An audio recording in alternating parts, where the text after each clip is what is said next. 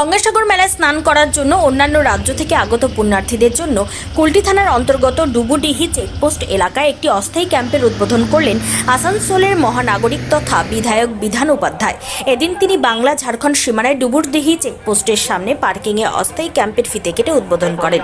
এদিন তিনি জানান, রাজ্যের মুখ্যমন্ত্রী মমতা বন্দ্যোপাধ্যায়ের নির্দেশ মতো আসানসোল পৌর নিগমের ব্যবস্থাপনায় মকর সংক্রান্তি উপলক্ষে গঙ্গাসাগর মেলা দেখতে তথা স্নান করার জন্য অন্যান্য রাজ্য থেকে আগত পুণ্যার্থীদের জন্য তৈরি করা হয়েছে বিশ্রামাগার, শৌচালয়ের রাখা হয়েছে পানীয় জলের ব্যবস্থা।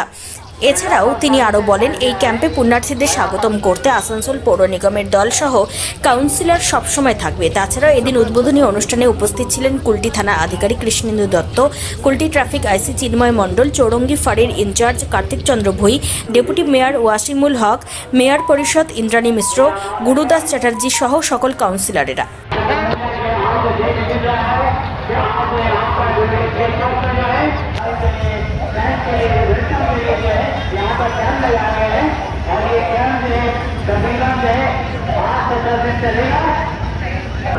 এবং ডেপুটি মেয়র ওয়াসিমুল হক মহাশয় ওনারা উদ্বোধন করলেন।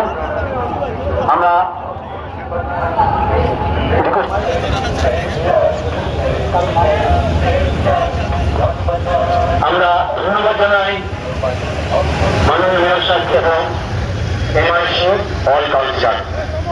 আমরা রিকোয়েস্ট করব, আপনারা ইচ্ছা আমাদের এখানে বসুন, আমাদের আরো কিছু অনুষ্ঠান একটু বাকি আছে। কাউন্টারে বসুন।